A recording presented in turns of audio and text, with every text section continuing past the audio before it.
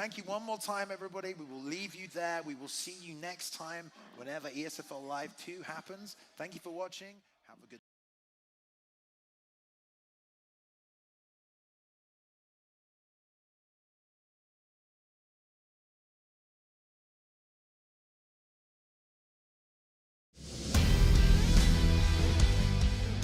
So you don't want to go to college? Are friends and family throwing words at you like job security and financial stability? What if I told you there was a career where they'll pay to train you? You'd be able to afford the things you want. There's a position open right now in every major city in the country. You don't need a college degree to take the right step toward a lifelong career. Make your move. Make your mark.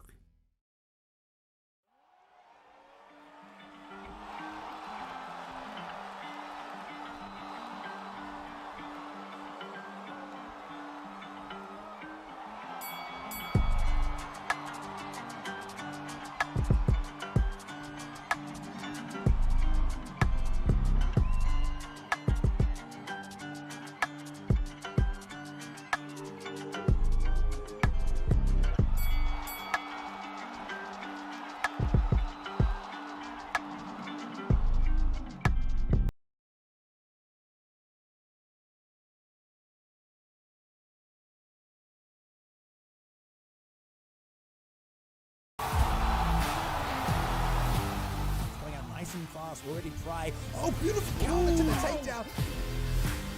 Thank you for joining us tonight. A disadvantage Zaya, but then he.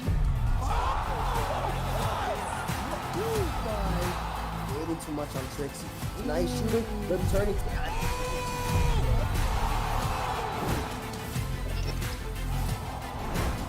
Watching our Twitch, watching on YouTube, watching from around the world tonight. I know the UFC isn't on right now, but guess what? The virtual octagon is here.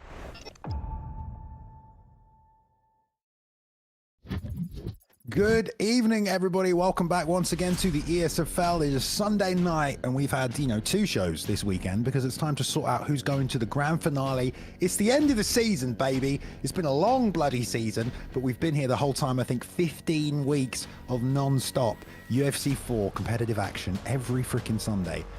You're welcome, by the way, on behalf of the whole team and the fighters and everyone who came to show up. I hope you've enjoyed it, but that's it now. The end of the season. We're having a break over Christmas and New Year, then we'll be back January 8th for the grand finale. At the grand finale, there's money on the line, $1,500 between the Xbox and PlayStation consoles. Yesterday, if you were here, you would have seen that the best 4 teams at the end of the season had a playoff yesterday, and 2 teams were decided they have gone through to the finals. We will see those Xbox teams on January 8th, all right? If you missed it, I'm sorry. It was pretty good. All right, some clean sweeps on through. FSD came on through, and so did Built for Ankle Picks. So that is your final on January the 8th for Xbox. Flow State Dons versus Built for Ankle Picks. They'll be playing for $750 between them there, I believe. $500 for the winner, $250 for second place. But that's not what it's about today. Okay, let's bring it back to today. It's season 4, week 15. Today is the PS4, almost said PS5, semi-finals. All right, so we've got 4 teams. These teams have been battling it out to get to the top of the leaderboard. They are here. There is 4 of them. They're going to go head to head. Welcome. What's up? My name's Bailey, and as you probably well know, if not, and I've got Boxer with me once again. I'm a Boxer, mate. It's always good to see you, dude. How you feeling about this, mate? We've had a long bloody season, but we're here. Yeah, feeling really good about it, first off. But like you said, this has been a long season. They put a lot of blood, sweat, and tears in it. And for these 4 teams to be in it, there's a lot on the line. Looking forward to how people step up and perform today. Should be a good one. Also, by the way, I'm going to apologize if I look like or anything. I am very ill, along with so many other members of the staff and people all over the world. So I'm sick. I will be coughing probably. I've got a mute button. We're all good. Anyway, right. The first matchup, let's get to it, because like we said, if you don't know the format, basically this season we had 8 teams on Xbox, 8 teams on PlayStation. They battled each other out. They each played each other once, like a league table, and then we've had rankings throughout the whole season. So up until last week, the top 4 went through to the playoffs, which is today. So the first team in the first playoff matchup, that's team number 1 who came first, and the team who came 4th, that's NM, No Mercy, and EK Gaming. So congratulations, first of all, to those 2 teams for making it this far. But guess what? it's time to get down to dirty business. 5 members of each team will go head-to-head in a best-of-5 right here, okay? If you go 3-0, we will not be playing the final matchup, okay? I think I've just got some insider information as well. Okay, oh, we've got some dropouts. All right, well, we'll get to that when we get to that, because apparently some peeps haven't been able to show up, but it's the end of the season and everyone's pretty sick as well, so it doesn't matter. All right, but here's your first 2 matchups. No Mercy, Elite Kings. So Smudger will be taking on Gamp. Mesreen will be taking on Dabakan. Harry will be taking on Kratos. Boxer against Sunrise, and then Stoyan against Caged, if we get that far to the bottom. These were submitted anonymously, so they didn't know who they were going to fight. So look, there you go. You've seen it for the first time. What do you think about this lineup here, Boxer? Crazy lineup, a lot of talent right in here. I'm looking at big names. Smudger and Gamp. Can't wait to see this thing getting started out with a bang. Hell yeah, hell yeah. So I've just been told in the second fight there, though, Mesreen is out, actually. So, and also in fight 5, it looks like Caged is out. So it's actually going to be a best of 3 anyway, because we're going to do Smudger Gamp, Harry, Kratos, and Proxer Sunrise. So it's going to be a best of 3. Okay. So it is a little sad that 2 teams couldn't make it, or 2 members of the team couldn't make it. But like we said, people are sick. End of the season. You know what I mean. So here we go. It's going to be a straight best of 3 to decide who's going through. And listen, like, it's all right if they can't make it. Some might say unprofessional. They're going to miss out on the chance to win the money, Boxer, you know? So, exactly, yeah. I mean, yeah, that's what it's all for. Maybe they feel like they've got enough, you know, of a chance anyway. But anyway, we'll see, won't we? Right, it's No Mercy versus EK. Let's go to the first fight because they're ready to go. We got Smudger taking on God Ate My Pig. Boxer, tell us about it. All right.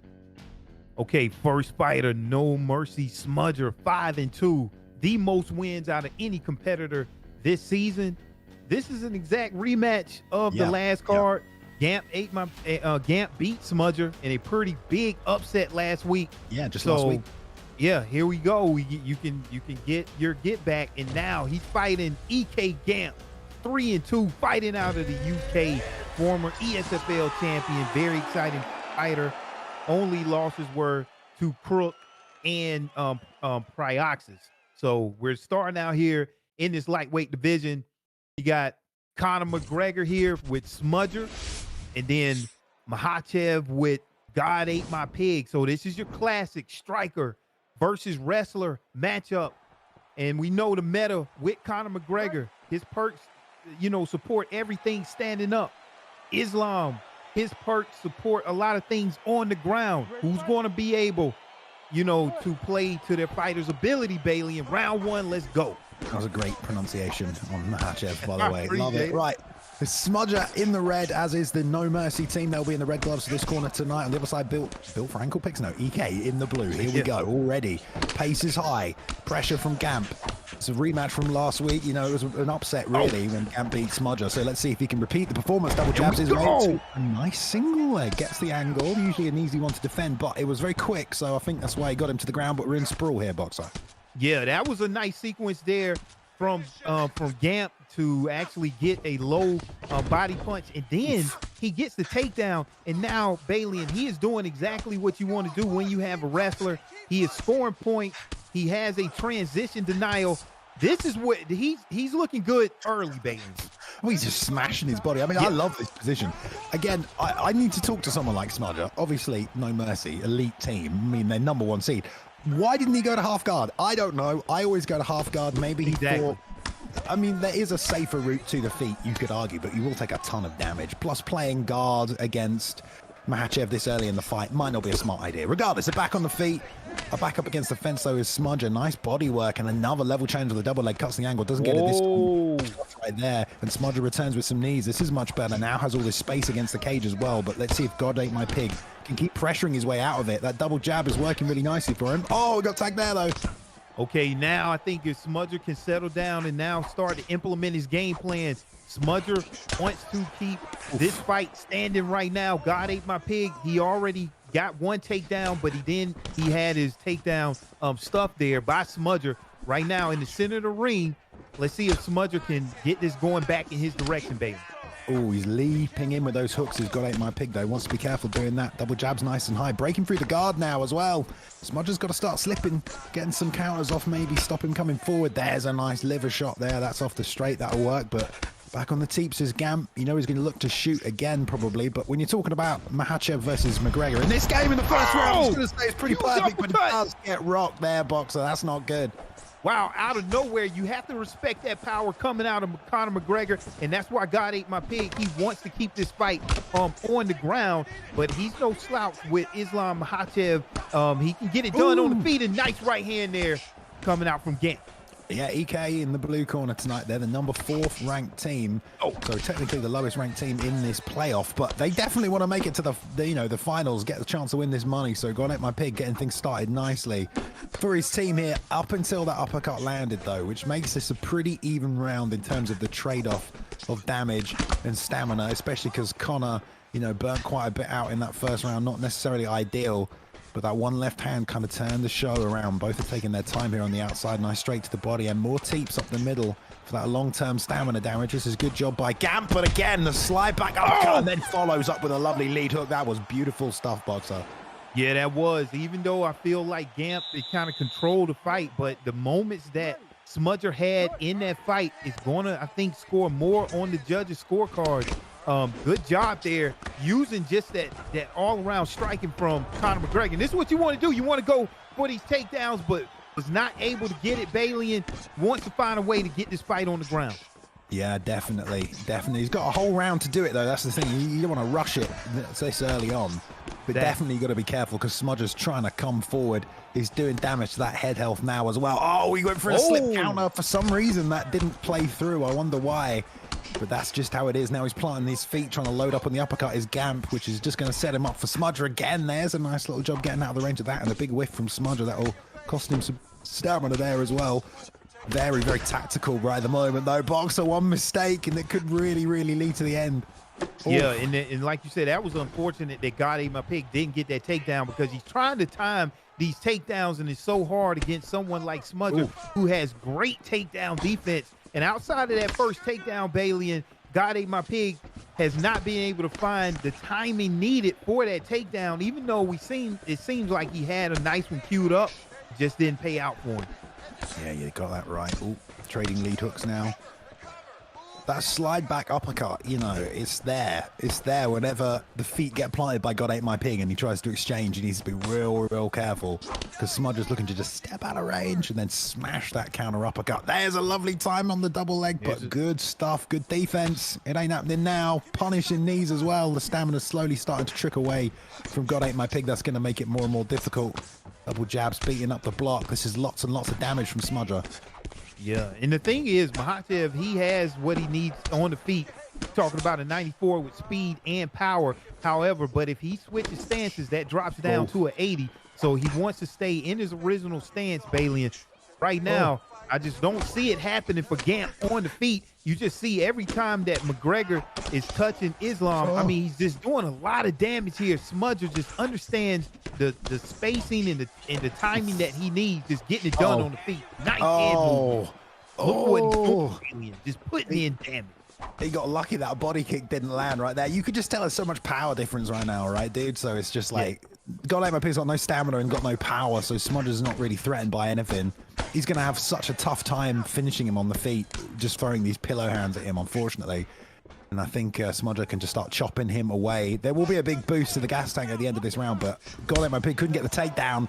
And that's the story of this round, really. He's been chopped apart now. As a result, there's that pull back. Big shot to the body. Lead hook up top, chopping liver shot. Not enough, though.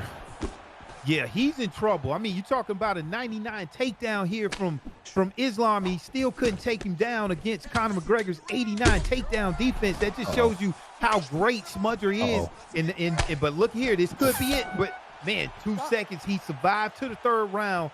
Balian, what does he have to do to turn this around? Like you said, the stamina is down. It's low. He hadn't been able to get a takedown. This is a former ESFL champion, so I understand he can go through adversity and turn this around, but it's going to be a tall order in front of him. Smudger looking real strong here coming out in third round, baby. Yeah, I mean, this is going to be real tough for God ate my pig. He needs a takedown, right? I would say use what else you've got in your takedown arsenal. Get something off the clinch, clinch up, start kneeing the head, and then hope that you can get a trip in there. You got to try something. Slips around. Here it is, Balian. He had this fight in. Balian he dropped it with the right hand. These champions, they can go through adversity. They can find a way. And now it's God Ate My Pig is pouring on that pressure, Bailey. And now it just seems like the tide is turned. Smudger's still very dangerous, but now we got a match on our hands in this third round. Yeah, the problem is he didn't finish him and he didn't take him down. And now I think this is going to spell the end right here. Nothing left in the gas tank. For God Ate My Pig, Smudger unloading, being very accurate, very patient with it as well. Knows he's got 3.5 minutes to get the finish here. Doesn't have to take any big risks. And yeah, unfortunately for God Ate My Pig, great rock, but he didn't finish in Boxer and we're still on the feet. So it just feels like all he's done is burnt more of his gas tank and put himself in more danger. Yeah, you have to take advantage of that opportunity. Wasn't able to really capitalize on that opportunity. And now Smudger, only 3 minutes to go to get this first win for No Mercy. Seems like he can just pace himself and still do the damage that he needs to do. And look there, another rock there. And now you see Smudger pushing forwards, Bailey. And now I'm thinking that Smudger is looking to close it out, but he has to still be careful against a very strong Gamp. Man, I mean, it's just like a shotgun, that left hand, isn't it? I mean, even he said it was like a shotgun. I mean, this is just going from bad to worse. God Ate My Pig, slip straight right, goes in there, though. Uppercut just out of range, double jab again, beating up the block. And Gamp was chaining a lot of attacks together earlier. You know, you want the 1-2 miss and then slip off the center line and advance with the straights and stuff like that. Really just trying to stay on Smudger, but that's kind of what burnt the gas tank, throwing when he had low stamina. A left hand lead uppercut. Save. There it is. Wow, Bailey, and huge slip to the lead upper elbow there from Conor McGregor with Smudger. I mean, it gets no better than that. Smudger's just putting on a clinic in the stand-up, Bailey, to start this thing out for No Mercy. Yeah, you can tell though, like, you know, God Ate My Pig was trying to go for the win at the end there. Do you know what I mean? Like moving forward, front kick, not the smartest thing to do, but you're going to lose the fight. So he obviously went out on his shield trying to get the fight won rather than just trying to stay safe because he wasn't going to win a decision. So fair play to God Ate My Pig. He got himself knocked out, but he went for the finish. Yeah, great work by Smudger, right? Just controlled the action, stayed away from the takedowns. Some people in chat are asking, like, were there no takedowns in this fight? I mean, Smudger's takedown defense was just that good. And then once a couple of them get defended, it's not just that you don't want to do it again because your opponent will defend them. You know, when you've got less stamina than your opponent, it's going to be hard to get a takedown anyway. It's going to be hard to be... There's so many negatives to that. Like, you can barely get a takedown. If you do take him down, what are you going to do on the ground? You haven't got enough gas tank to land significant damage. And then, you know, if they do deny it, you're even more screwed. So, unfortunately, it's just a downward spiral there for Gamp. I mean, that's revenge because, you know, last week Gamp beat Smudger, so they're technically one apiece now. But it doesn't matter because tonight is the playoffs, isn't it? So, there we go. 1 point on the board already for No Mercy. These matches tonight, guys, between these teams, they're best of fives. If you're just joining us, which a bunch of you are, hello, welcome to the playoffs for the end of season 4 here at the ESFL. These teams, they've had 2 fighters drop out. So this is actually a best of 3 with No Mercy and EK Gaming here. And then the next matchup between the next 2 teams will be a best of 5. So that's 1 point on the board for No Mercy, courtesy of Smudger right there. Let's go straight through to the next one because this is a series. Let's keep the series moving, Boxer. It looks like it's going to be Harry taking on Kratos right now. Harry, 4-0, okay? So I don't know if he's going to lose for the first time here tonight. Kratos has a big challenge. But technically, if Harry wins this, I mean, No Mercy are already through to the finals. So it might be easy days for him. It's all on Kratos right now, so let's go. All right, so now let's get into this fight in the bantamweight division. First up, we got No Mercy Harry, like you said, 4-0, fighting out of Scotland. No Mercy's camp leader, most underrated competitor? That's a question out there. Exact rematch of last card. Harry beat Kratos, so Kratos can you know, maybe, you know, even this thing up. Kratos is 2-2, adapts to any situation, Muay Thai fighter, well-rounded. He beat Dark, Kayoung, Butter, and Word Life this season, but he also lost to Gavin and Harry. Now, look at this matchup between Piotr Jan and Marlon Vera. Piotr Jan, we already know, punching power and speed, both 95. But Vera, no slouch himself, 92 speed, 94 power, can get it done. Frontal assault. Round 1, Bailey, and take it away. Yeah, here we go. I mean, tough test for Kratos, but he said this rematch is destiny. So he might have been planning for this one. The Vera pick, dude, I mean, come on, like, You better play well. You've got some good skills, but we know how good Peter Yan is on this game. It's going to be really hard to deal with his pressure. That Harry's going to bring slip straights down the center, though. They're working for Kratos right now.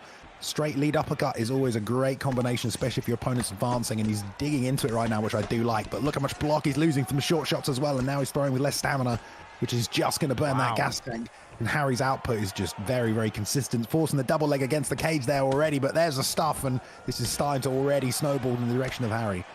Yeah, Harry. Kratos doing a good job. I like the head movement that he's doing, but Harry is just applying so much pressure. It seems like he is able, to change his game plan because Kratos is moving his head so much. Can't just come in with that jab. You have to change it up, and that's exactly what Harry's doing. And he still has Bear on the back foot there, Bailey. Yeah, I mean, this is just what I was talking. Oh, he got the straight leg uppercut. It went in there, and he's still got combinations. Alien knockdown from Kratos. All right, Jesus. I mean, it was literally about to say, I think Harry's already won this one. Wow. But there we go. Okay. Look at that. This is huge. I like what I was seeing from Kratos when he was moving his head, Bailey. It's hard to hit that moving target, keeping his head off of the center line. And then now he mixes in. He has this takedown here. And Bailey, if he can posture up, do some damage, keep the fight here for a little bit and try to even steal this round, it's a 3-round fight. You never know what can happen. Landing a couple elbows there, trying to fake and get a transition block, 2 full guard. Doing a good job here by Kratos. I mean, that's mental. Like, we saw how good Peter Yan is. Harry used him perfectly there. And this is the problem with the matchup, really, because you can just advance and box Vera, and Vera cannot do anything. You need kicking range, you need distance. Even your knees on the inside are going to be hard to throw under that much pressure, and you just cannot compete with the hand speed and the power and just like animations that you have as Peter Yan when you're playing Vera. It's so difficult unless you can get slip counters. He got one in there, straight lead uppercut, nice work. But now they're back on the feet, and unless he can stop this pressure again, it's going to be really, really tough. So Kratos really has to look for those stiff counters and to just hit Harry with hard shots that stop him from just walking him down. And he's got to move backwards as well. He's trying to hold the center, but he's just going to get the block chewed up. Oh, such a tough fight. Harry's still advancing. 1-2. Double jabs from Kratos, trying to keep him back. There's a pull, but he slips it. Jesus. All right, so I want to see Kratos get back to that head movement that he had early in the second round. Nice combination there that he got off. Doing a really good job here to end off this first round. You never know, man. Can we say Kratos may have stolen this first round, baby? Oh, yeah, he definitely stole this first round. Also, I really like that at the end. He just freaking turned up a chunk of damage on Harry. That's nice. Like Harry probably feels like he's winning everything on the feet, but Kratos has landed a lot of damage. He's got a lot of damage in there. They're like almost even on the head health right there. So although he's not winning these exchanges, he's getting some damage off now. The problem is he's having to overextend a little. So we'll see what Kratos does. And if he does get tagged, Harry marching with that lead hook from southpaw, snapping straight left. Oh, pulls that one. Does Kratos. He's got to be careful, though, because, again, he gets back up to the cage block. So this is really bad for Kratos. Yeah, it's bad for Kratos. I like his head movement, but you have to be almost perfect here with the amount of output that Harry is doing. And there it is, the knockdown there. But Kratos is not out of it yet. He has one round in the bag, and he survived it. Bailey, I don't know, man. The head movement, he's doing a little bit too much defense. He needs to put out a little more offense, Bailey. Man, you hate to see it. Kratos has done very, very well landing these shots as he can, but any pro player will tell you what a tough stylistic pick matchup he's got. And his hands, he's got the straight lead hook again. Knocked down out of nowhere. Kratos beautiful timing. Evening things up here, Bailey, and in the second round. Man, he just keeps finding these shots to keep himself in the fight, and that's exactly what he needs to do. Great job from Kratos, leaning on the sort of durability of Vera as well. And because you've got those long arms, you can tag him before he can tag you, which is one thing you can do. If there's constant pressure from Yan, you can at least get the 2 lead uppercut or the 2 lead hook in there before Yan can hit you. You just have to time it perfectly. And that's what he did right there. Yeah, exactly. And here we go. You got Vera has a 90 top control here, with a 90 bottom control from Pio Neon. So, this is an even matchup here whenever Vera is on top. And look at here, Kratos, Bailey, if he can survive and do very good the rest of this round, maybe take him out. This is going to be a tall order here for Harry. Might get his first defeat here. It's early, but that's what we're looking at. The table is set for. Oh, I mean, this is kind of insane right now. I mean, like, he's got top position. He's got 2 minutes to work. If he can hold top position, great deny right there. Just keep chipping him away, get some more damage in. It really depends, because that third round is going to be danger non-stop. But he's going for the finish. I love how he's just advancing, looking for mount, looking for the damage from the top. This is everything Kratos needs to do. He's doing it perfect, and he doesn't give up the position. All right. Kratos is going for the win, man. He is posturing up, landing some huge bombs, you know, and he only has a minute left in this second round. And if he lasts doing this, Balian, going into the third round, do have a lot of head damage on Kratos. It is going to be dangerous, but Balian looking to control. Can we say Kratos is up right now, 2-0 against undefeated Harry? I would say so, yes, but then you still have an entire round of this coming at you. And there we go. I was going to say you might not even be able to make it out of this round. He's done it. He's done it. That's some great defense from the bottom. That was insane by Kratos. Did he steal it back? Did Harry steal back that second round, Bailey? I don't even know, mate. I'm not paying attention to the rounds, Boxer, because now Kratos has to survive for 5 minutes, regardless of if he's winning or not, because Harry's going to walk him down again, and I just don't know if he has the block and the head health to survive. Look at it. Look how much damage is being dealt. You're just going to have to do what got you here. Same head movement, a little bit more offense. You know the game plan. Let's see. Nice head kick there out of nowhere. That's no. He's got the takedown. He gets the takedown. But see, now this is huge for Harry right here. He has that takedown. It's going to be easier to get the takedown denials against Barrett. Only 88 takedown. He's got to do something. Yeah, it's the problem. You can't just. Huge knockdown. Man, so tough in that situation, because you can't just stand there. But what other choice do you have? You're just going to get walked down. I feel like he's got to shoot takedowns, because he just cannot be here. He's gonna go out again. It's too late, unfortunately. Such a tough fight. Smell blood in the water, and that's it. I mean, Kratos played this thing as good as you can play against Harry, who's 5-0, undefeated throughout the season into the playoffs, Bailey. That is a perfect record. Put some respect on that man's name, Balian. 5-0 Harry.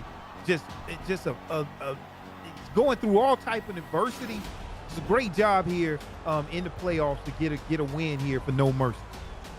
Yeah, man. Yeah, like, not to take anything away from Harry in that one. I think we were just a bit excited at the fight that was unfolding, because obviously Harry is 4-0. He's got the superior pick. You expect him to be winning that fight. So when Kratos was showing those moments of, you know, ingenuity and staying in it and knocking him down, of course we were like going crazy for Harry, but obviously for Kratos.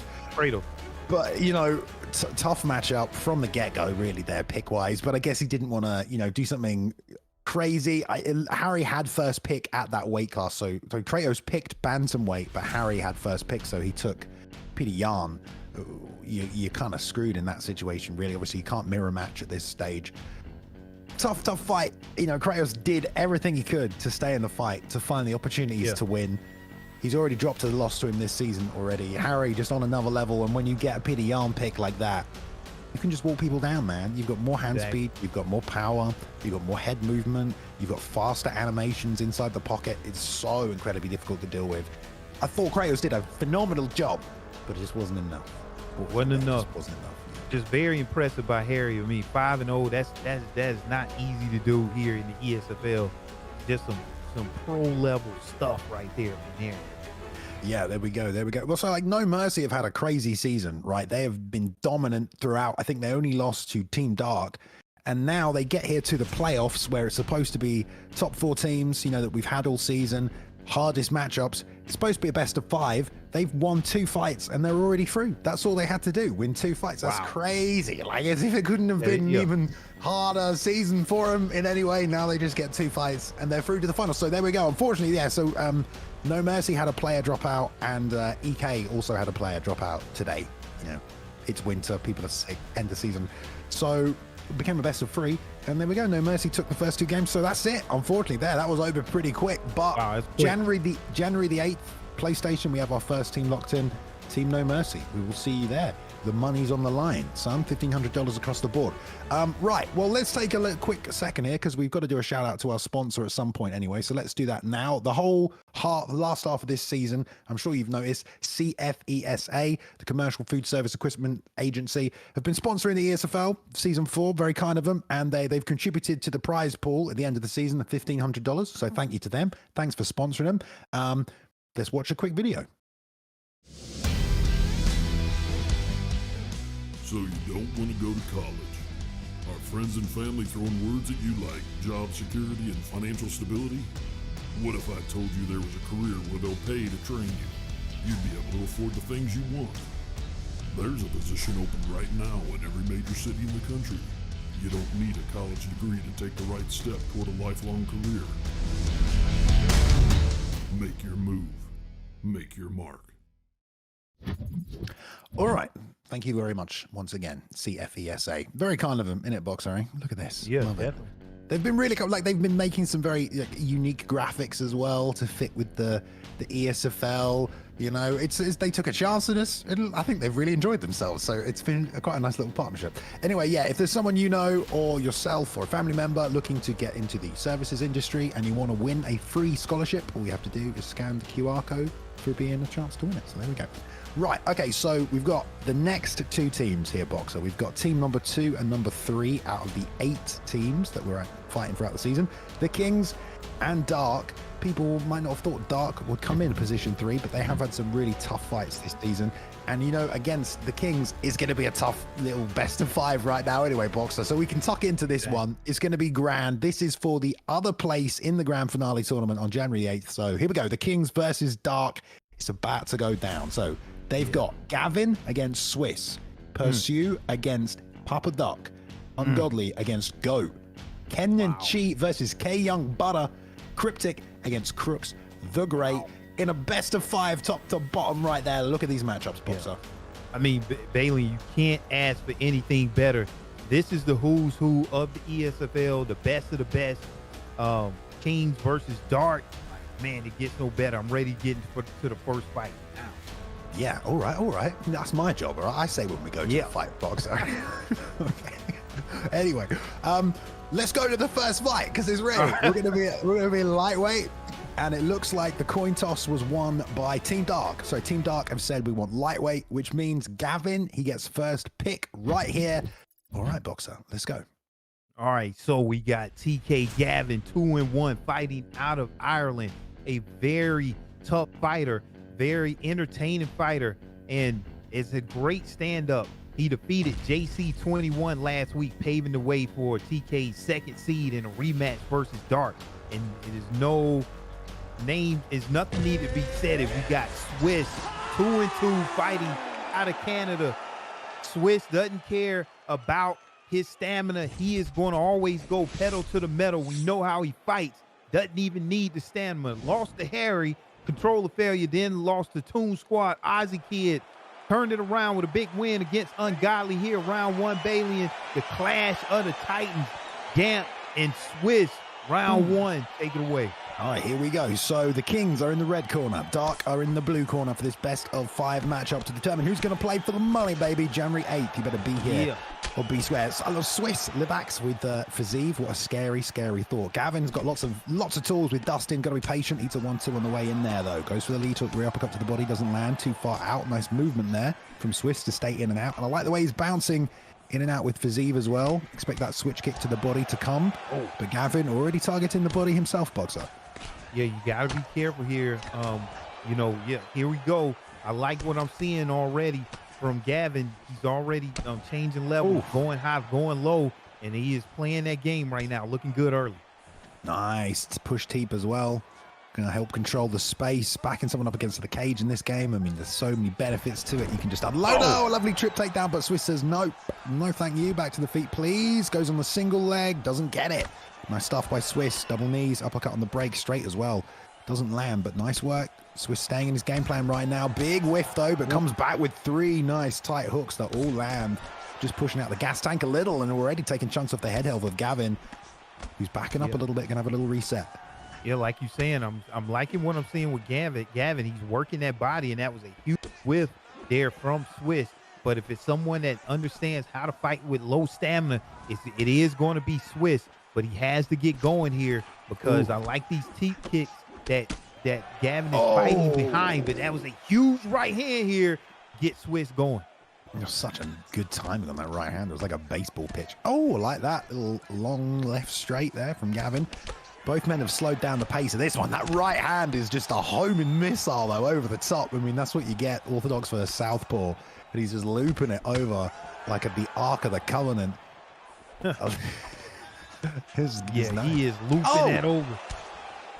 Man, but look at that stamina there. Like, Swiss can play with this low stamina, Bailey, in his round one. Oh, there it is again. Look at it. Just like we said, he knows how to play with it. And that was two huge whiffs right there that Gamp needed. And look at there. Nice timing. Huge left hand there coming out for Gamp, doing a good job to even this thing back up.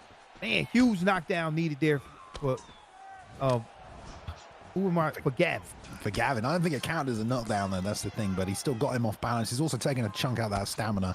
As a result, now trying to slow down the pace a little bit is Gavin. He's taking some damage, but he's got this gas tank. Oh, it went through the block. That's some big damage on that head kick. Damn, son. Yeah, see, and that's the thing here. Coming out again. With these kicks, Bailey, you're talking about a 95 power, 95 speed there with these kicks. Whenever you use physique, and that is what Swiss is using. That block is low, and that bleed through damage is going to come through with that kick. And man, Swiss applying a lot of pressure there late in that round. Kind of got off to a slow start, but doing a good job to end off round one.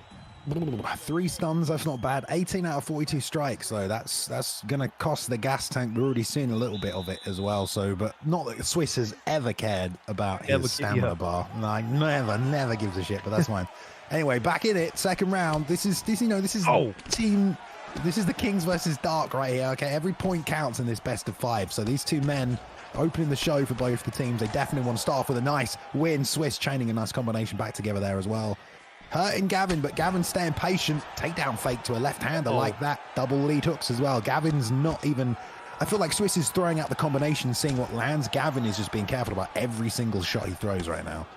Yeah, Gavin, he knows just how dangerous Swiss is. One mistake here, you can get that rock, and you know that 95 kick power is coming behind that combination. And then look at these combinations in the clinch here with the knees. I mean, man, that was a beautiful sequence there from Swiss, just piling on that damage in the clinch, baby.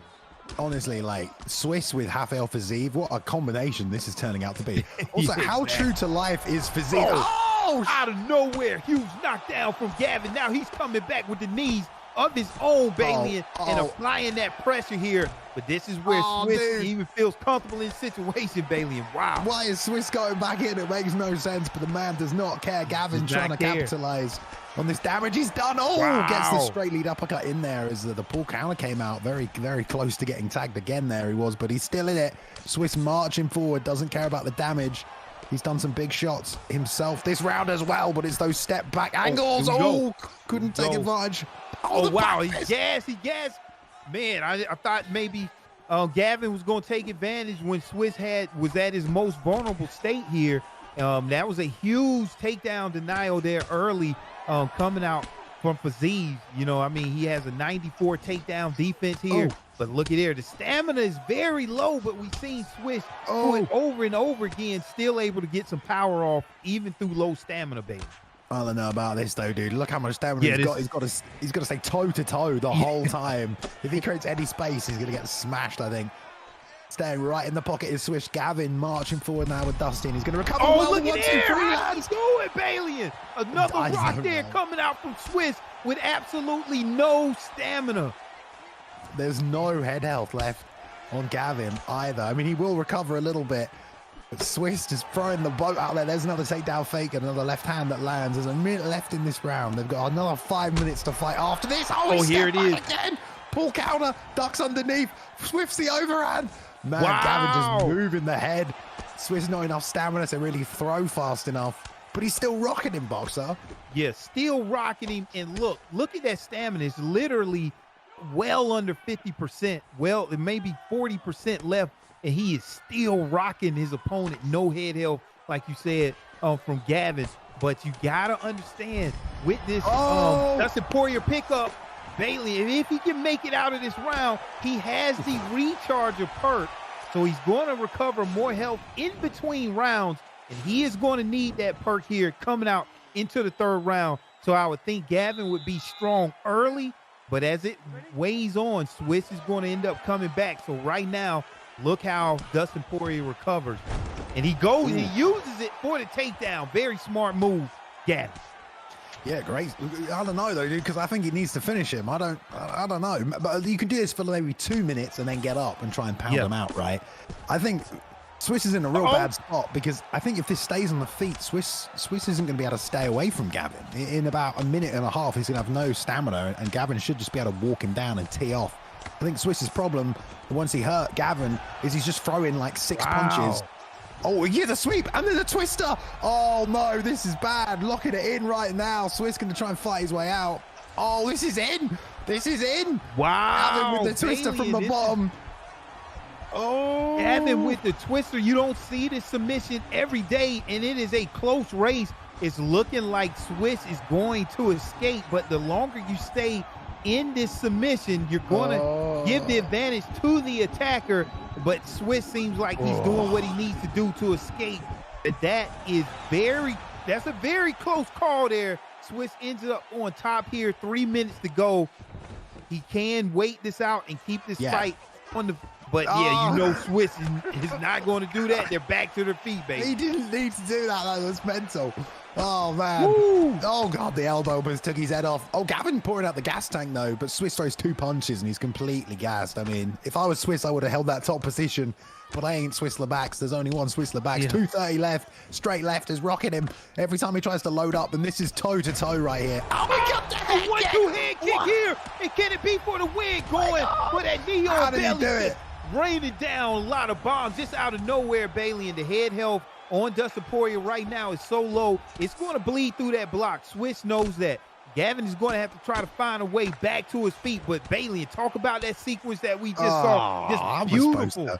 How am I supposed to talk about that? I mean, I don't even know how he did that. The 1-2 head kick on the inside. That's just Fazeev, dude. Fazeev is something else in this game. Let me tell you, man. You don't even expect the unexpected. Jesus. All these denies as well. Oh, no. Kimura, no.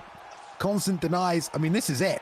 This could not be closer. First of a best of 5 between these 2 teams fighting for a place in the finals to get paid some. And this is down to the wire. And this is just game 1. Swiss doing everything he can to stay on top. And Gavin trying to get back up to the feet or sub him. He's only got 45 seconds left, Boxer. Yeah, only 45 seconds left. And look at that stamina. Like, I mean, yeah, Swiss doesn't care. It's the end of the fight here. And yeah, he survived. He can play up under this low stamina. And like you said, with the Fazeev pickup, he's very strong. Has the crazy legs. You know, and that's going to pay dividends with that 95 power. Only 10 seconds to go, baby. Oh, God, the anxiety. Someone's getting knocked out. Oh, he's rocked. Can't kick him his own. Man, he's like, I just needed a little bit more time. But, wow, he got back up to the feet and got a rock. But Bailey, and I don't know if it's going to be enough. Will the judges think that it's enough? How many rocks did he get in that fight? Like 15, dude? Yeah, I feel like he probably... He had a lot. I don't know if it's going to be enough to take out Swiss and Fazeev. Just doing a very great job with that Fazeev pickup, with their crazy legs and the power. Let's see what they say, baby. Did we just come back to us? Don't come back to us. Oh, okay. Being told the wrong thing. Okay, here we go. The winner. Unanimous. There we go. Swiss gets it done, man. What a vintage Swiss Labax performance there as well, dude. I mean, I love that Fazeev pick on him. It's almost like, it's very realistic as well. It's just any clean shot he lands, you're going flying, basically. And he landed a bunch of them, seven rocks, okay, and then 2 knockdowns as well from Swiss. Overhands, head kicks. I don't even know it was landing, dude. He just, every time he touched him, he was going flying. Yeah, exactly. I mean, Swiss has one of those styles that is just so fun to watch because you know that he's just going to empty that gas tank. And then whenever he's tired, that's when it gets fun because it seems like he's even more dangerous when his fighter has the low stamina. And we saw it time and time again in that fight, just able to generate that power with low stamina. Only Swiss. Crazy. You want to hear something crazier? Yeah, crazier. Okay, baby. right. Apparently, from the ESFL staff in the back, there has been a rule violation in the final matchup of No Mercy versus EK. I'm not entirely sure, but it was. After the entire Team Dark and Dark series, sorry, the Kings and Dark series, so after this best of 5, they will run it back, okay? And then if EK wins the rematch, then there's going to be another fight because it will continue the best of series, okay? So right now, as far as we know, the final matchup, which was, who was that? Just to check. That was Harry and Kratos? Yes. Yeah, so Harry and Kratos, there will be a rematch of that at the end of this best of 5. So, okay. This drama is ensuing right here. Just that fight? No, but if that fight gets rematched and EK wins, then it will be 1-1. So then they'll have to play the next fight that they should have played, but they didn't last time because it was 2-0. All right. Don't worry about it though. Let's stick to one thing at a time. We'll come back to that. All right. That's the special end of show business here. Let's carry on with this matchup here. So yeah, the Kings, Dark, boom. 1 point to Team Dark right there for the win with Swiss. Crazy stuff. And don't forget the Kings were 2, Dark was 3. So technically the Kings higher seeded team coming into this, but it's all open. It's open season, baby. Who knows what's going to happen? They both finished 5-2 after 14 weeks of competition. So let's go straight on to the next one. We're going to jump to welterweight. Boom. Pursu picked welterweight. Papa Doc gets first pick at welterweight. As always, Team Dark stay in the blue corner. The Kings stay in the red corner. Let's go. All right, the Kings in the welterweight division here. Pursu, he is yet to get a win here. 0-2, fighting out of Italy. Longtime vet, back foot master. Tough losses to JC21 and No Mercy Cal, but he is fighting one of the best fighters to ever do it. Dark's Papa Doc, 3-1 this fifth season, fighting out of the USA. Former ESFL champ. He can get it done on the feet. Get it done on the ground. Papa Doc is comfortable in any situation. He has a win over Ned, Cryoxis, Jaquise this season. Lost to EK Cryptic in week 12. Longtime vet, one of the highest number of fights in ESFL history. He is always fighting, and here it is. Some meta pickups, and this is the fight that everyone is interested in, even in real life. Leon Edwards versus Kamaru Usman. So we have Pursu with the more stand-up striker. Pursu with Papa Doc, and if this fits his style, Kamaru Usman can get it done on the feet and on the ground. So can Papa Doc. So this is going to be a classic matchup. This is where you sit up, get your popcorn ready. Round 1, Balian, let's go. Oh, what a freaking crazy fight we've got right here. Okay, Papa Doc with Usman and Pursu with Leon Edwards. I mean, Leon Edwards has become the new counter pick to Usman, it feels like, after Leon's been buffed. I mean, it's just tough to deal with because Papa Doc's not going to be able to fight at a kicking range, and that range is going to be controlled by Pursu. So Papa Doc has to keep this tight, stay boxing. The three-piece nice on the inside. Counter. Yeah, Pursu making him pay already. And we know how good Pursu is. Southpaw kickboxers. We're going to help him. Beautiful timing on that inside leg kick. Absolutely smashed that leg of Papa Doc, which took a long time to recover as well. Yeah, and you talking about, again, another fighter with crazy legs and a kick power of 95. Cannot play around with that kick power of Leon Edwards here. Already a switch change there from Papa Doc here early. Yeah, Papa Doc just jabbing a lot, but every time you do miss those jabs and those strikes, they do take it out your gas tank. He needs to be careful. I know he's trying to range find with it, but he will just slowly lose stamina. Pursu just keeping everything tight and just nailing him every time he comes close. There we go. I was going to say, maybe a clinch for Papa Doc. We know how good his ground game is. Nice knee, breaks the clinch, tries to throw some shots on the break, doesn't land, gets liver shotted as well. Almost got teeth too. Pursu, perfect game plan so far. Sliding back on the outside, just chopping with these kickboxing techniques. There's a nice uppercut though. Yeah, that's good. Yeah, nice uppercut. We talking about a 94 switch stance with Kamaru Usman, so he's still serviceable from that southpaw position.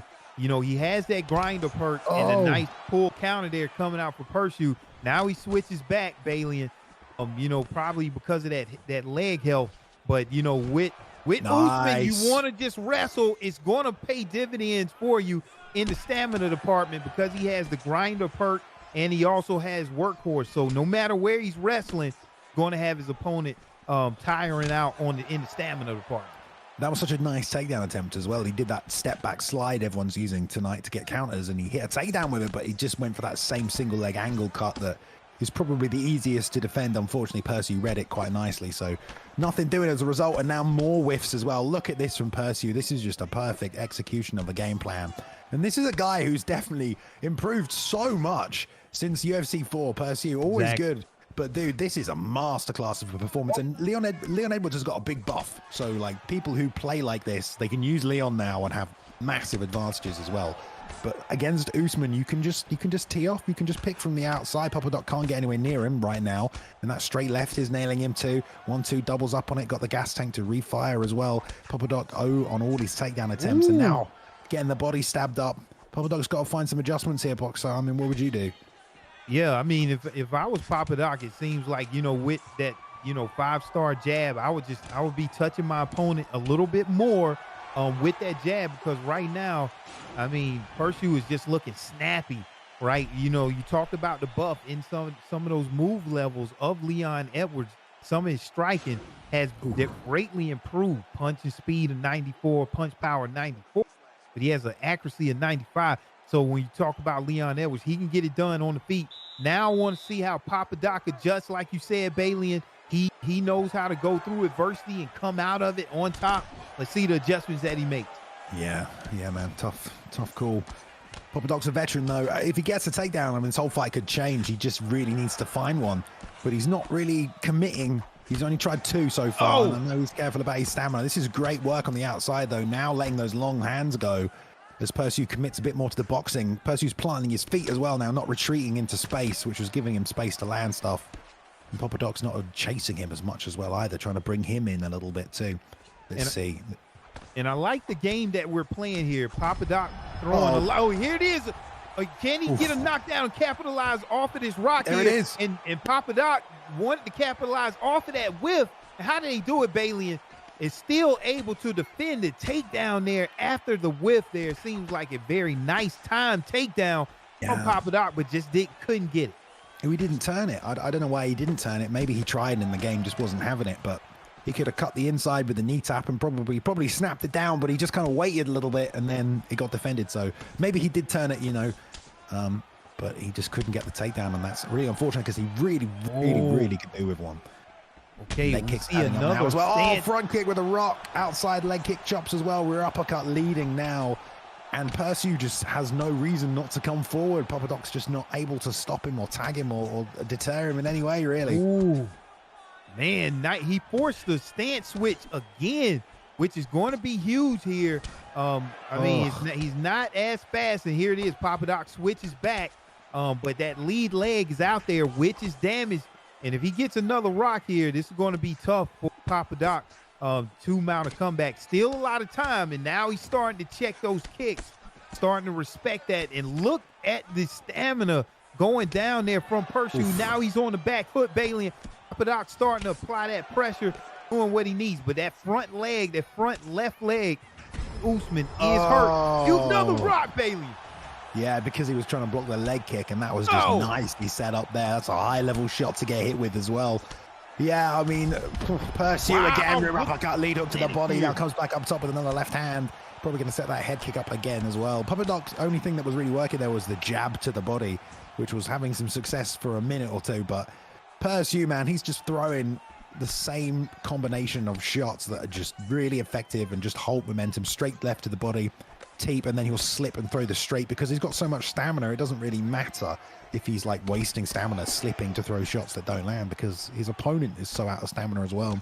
And Percy now hunting with that left leg. Oh dear, straight to the body. There it is again. Front kick gets blocked.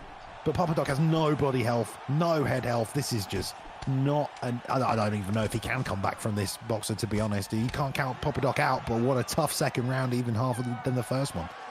Yeah, and man, he's Percy feeling good there, showing signs of respect. And one thing that I saw Percy do in this first and second round, he took away that second punch in Papa Doc's combination, which is usually like a round strike, or even if it was an uppercut, he had that pull counter waiting in that arsenal. So Papa Doc is trying to find what that second strike should be, Should it be, a straight maybe? Because Kamaru Usman does have 5-star straight. I think he's just got his number in this one. Pursu is just being so efficient, and he's being flawless as well, dude. Look at this. Straight to the body, leg kick, teep, jab to the body, straight to the body, slip straight, teep, leg kick. It's just perfect, dude. Yeah, look straight at that. Wow. Dude, I know we're trying to call this fight, but like the reality is Papadoc's got nothing right now, and Pursu is playing flawlessly. There's a slip straight again. Rear uppercut. Oh my God, almost eats another one. Just doing another one now. If anybody's going to come through adversity, it's going to be Papadoc. I want to see if Papadoc can get this fight to the ground, because if he can get this fight to the ground with Kamaru Usman and that strong top control, and that in his ground striking, you never know. But he has to do something now. We talking about coming up on the last 3 minutes of the third and final round. Pursu look like he's up on the great Papadoc here. Bailey, Pursu looking good here late. Huge head kick. I saw another one. Here it is, Papadoc coming through. It witnessed adversity here, but I don't know if it's going to be enough. He needs to keep the pressure on here, and the leg damage won't come into play while he's in this switch stance position. But like you said, Bailey, nobody help here. Pursu pouring on the pressure. Getting a huge knockdown on Papadoc. Could this be it, Bailey? Oh my goodness. He framed so many and he was still landing on him. He got rocked to the body and he blocked it, dude. Like, that's how much damage that did. It like broke the block and rocked him. Like, I don't know about coming back from this one. I mean, Pursu has looked absolutely incredible. This is a flawless showcase of Leon Edwards striking in this game. There's the liver shot again. And it's just so hard for Papadoc to come back. I mean, I said it at the start of this matchup. Leon Edwards is the counter pick to Usman in this game, 100%. And that's what we saw. And here we go. The finish coming now. Be there, but if he might get it now, but Papadoc has to block the body time and time again. If he gets out of this, might not get out of this. And there you go. Pursu just getting the first win of his season here, when his team needed it the most to even up this series at 1-1. Pursu beating a strong Papadoc. Papadoc, Bailey, just never really could get it going from the start. Just great win by Pursu. Yeah, man, great win, dude. Great win. What a win to have to put your team through as well, to give him an extra point on the board. I mean, was that Papadoc's first loss? He only had the second one loss. He's 3-1. Right. Now he's 3-2. Yeah. I mean, Papadoc had a hell of a season. Pursu was 0-2. Dude, Pursu hadn't even won this season. Exactly. They put him in. He gets Papadoc, and he completely schools him. I mean, what a freaking showdown from Pursu right there. Yeah. I mean, that's got to feel good for that man. And this guy just spent 14 weeks losing and not getting a win and not being invited to play again. He lost to JC21 and NM Kyle. I mean, Kyle's good. JC21's a young prospect, still dangerous. But to come back like that and just completely take care of Papadoc. I do want to reiterate though, Boxer, as I said at the start, the matchup in that one is the pick matchup. You're already at a disadvantage, all right? If someone picks Usman, guys, you pick Edwards, okay? Yeah. You just pick Edwards. You can win in all positions. You can win at all ranges, okay? Perfect counter pick right there. First pick went to Papadoc as well, and Papadoc locked in Usman. So Pursu was like, I'm going to just take this. Let me ask you something, Bailey. In baseball, the third batter up, that's your slugger, right? How the should I know, dude? Hey, we so play rounders. In that the third guy in your lineup is your smoker. He's the one that you can count on to get you that home run. And that's what I'm seeing coming up in this next fight. Okay, right. Okay, I see what you're saying now. We're about to go to round 3 in this best of 5. It's nice that it's one apiece right now, because this actually means, if they do get 2 wins, it will be over. Okay, I thought we were going to go the full distance. But okay, right. We've got the Kings. We've got Team Dark, number 2, number 3 after the end of the season. It's one apiece right now, best of 5. So still 3 more matchups to go. The first of them is going to be Ungodly and Go. Love it. Go. Come on now. Go. If anyone can bring it back. This is what I was saying. The third. All right. Oh, dear. Let's go. That's what I'm saying, Bailey. And in this third position, you got the best of the best you got GOAT here 3-0. So we are ready to go here. TK, Ungodly, 2-2. Not sure where he's fighting out of, but we've seen Ungodly. We've seen him do it time and time again. A very unpredictable fighter. He likes to move his head. He beat Cryoxis, EK Azura's Flame, lost to B3 Trials and Dark Swiss. But he is fighting the greatest fighter in ESFL history, maybe one of the greatest fighters in UFC 4 history. GOAT, 3-0, fighting out of the USA. He has everything. He has speed, timing, and precision. He beat Smudger in week 6. He beat everybody. Goon Squads, Jonathan. He beat Word Life. He done beat me. He done beat Bailey. He beat everybody. Okay, GOAT. GOAT is the best of the best. Now we're talking about here in this bantamweight division here. This is going to be a great matchup here. Bantamweight, Piotr Jan versus Aljamain Sterling here, a wrestler that can get it done on the feet. Little low in the punching power here. Bailey in round 1, take it away. Oh, is anyone else as sick as me? Gee, I'm dying over Yeah, it. man, All right, here we we got go, your though. Yeah. Here we go. I love this crispy clean PS5, frame rate right here. Exactly. What a matchup. Oh! Ooh. Oso Tagari coming out already. Let's see what GOAT can do with Sterling here, because technically Sterling has so many good tools in this game. It's just like, the pressure boxing of Jan is really difficult to deal with. But with Sterling, actually, you do have quite a lot of ways to deal with it. You can side kick, you can, spinning back kick. You can obviously shoot a lot of takedowns. You don't just have to try and box him back. Oh, almost got that one there. So GOAT has options here to see how he does it. Nice teep up the middle as well. This is a very tight camera angle someone's adopting here. That head kick came up high, glancing damage. That one broke all of the block of GOAT, though. That was a big damaging shot right there. And that one chops across the side as well, but he's not really landing these clean, lovely level chains. Good. Love to see it. And now GOAT can go to work. Immediately get swept, though, dude. What's he doing? Why is he... Wow. Nice sweep here. So with Aljamain Sterling, you know that he has all of this, the ground perks here. And this is where he wants this fight, on the ground. But the thing is, Piotr Jan is just so well-versed on the ground. Also, he is no slouch here. But GOAT, he is taking this. He wants this fight to the ground. Maybe he sees something here in Ungodly that he can take advantage of. But now that he's on the ground, he's on his back. Going to have to find his way, Balian, to get from his back here. But he's getting a lot of transition blocks here. And look, there it is, a sweep. 2 minutes and 22 seconds to work, Bailey. Great sweep. Love it. Sneaky, not predictable. Slips it in there. Good stuff by GOAT. Now back in top position. 2 minutes left. First round all to play for. You got to imagine the teammates are going crazy. One round apiece right now between TK and Dark. So, man, the teammates are going to be prepping for this one. No pass there, says Ungodly. Gets full guard back as well. Nice job right there. One pump fake to the outside from GOAT. Double shots to the body. Let's see if he tries to transition. Nope. Just a bit of neutralization going on. GOAT needs some damage as well as a sub attempt or something just to cement this round. You're not going to get anywhere with just top control. Gets full mount though. Okay, let's see what he can do with it. Oh, denies the half guard. Oh, yeah. This is going to be, we talking a 97 top control here coming out from Aljamain Sterling here, and the submissions of 94 here for Aljo. But it looks like the escape is going to happen here for Ungodly, but this will put some points on the board, and you still got a 50 seconds to work here with a strong Aljamain Sterling with this 94 ground striking, excuse me here, but putting in a lot of work, showing you that top control of Aljo. Wow, I love this ground and pound.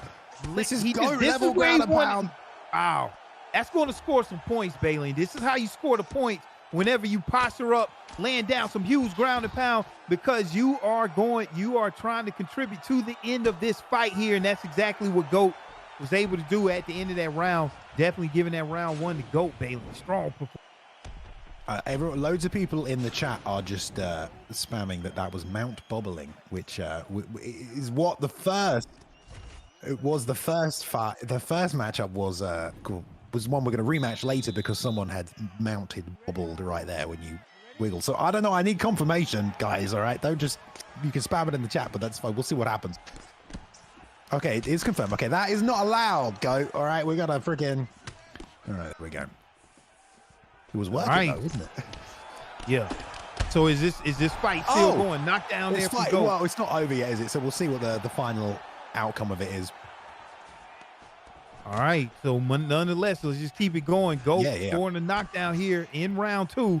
We'll see what happens at the end of the fight for the rule aficionados in the back. But nonetheless, Goat getting a takedown here in round 2, doing a lot of what he did in round 1, getting a huge takedown denial here, just posturing up, continuing, to land down some huge ground and pound.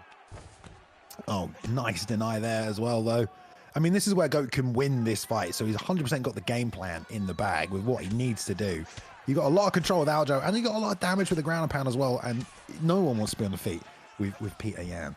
All right, so this is a great game plan from Goat. He's utilizing it again in the second round here, nice and early. Got 3 minutes to get some damage off. There's a deny right there, but he denies the full guard roll. That is bad for Ungodly. Let's see if he gets a post drop out of it as a result. He might try backside. No, another deny right there. Tries to get the get up. I think he's actually faking that he is. And now he's going for the Bulldog. Here it is, interesting. Bulldog choke Pretty coming out. low success rate. Yeah, I don't think he's going to get it, but I like that Goat's keeping him guessing. And now going to put the second hook in. Oh, he's on the back. Yeah, he's rolling over to the back. Has to be careful right here because this also can end up in a full mount situation. Rolls out of this Bailey and then back to, backside here. But Goat able to get a lot of transition denials here. Is going to pay dividends on that stamina, but Goat just still doing what Goat does. Bailey and just still landing a lot of ground strikes here, just controlling this component here with this 97 top control here. Looking very comfortable. Yeah, didn't get much off there, actually, to be honest, but he's got the control, like you said, and he's doing some damage. Armbar coming out there from Ungodly, feeling kind of lucky. Oh, my God. I thought he was going to get that one. Oh, dude, this is insane. They're both just like playing with fire in their transitions. Like, no one wants to wait. What you're looking at is that low stamina. And what people, you're looking at that low stamina. You're looking at that potential to lock in that arm bar, even from the bottom. That's a dangerous situation. Could be over with early. But look at Goat here in this half guard situation, landing down some huge ground and pound. And Bailey and man, just Goat just in control this whole second round. Yeah, good work as well. There we go. Goes back to half guard. Yeah, I mean this is Goat's round 100%. He's lost a lot of stamina though. This is one of my own personal gripes with the game here, Boxer. How much stamina you use or lose when you're just trying to throw ground and pound on the ground, man. Like, if you miss, that's fair enough. But you lose to have less stamina than your opponent when you've like denied a bunch of transitions and controlled them. It don't really make that much sense. It deters you from wanting to do damage on the ground because you're going to lose stamina. And coming out that round, I think Goat is worse off stamina-wise. But third and final round, 2 rounds for Goat, 100%. This is it. He's got to turn it on right now or Goat's going to take this. Yeah, Goat is his third round.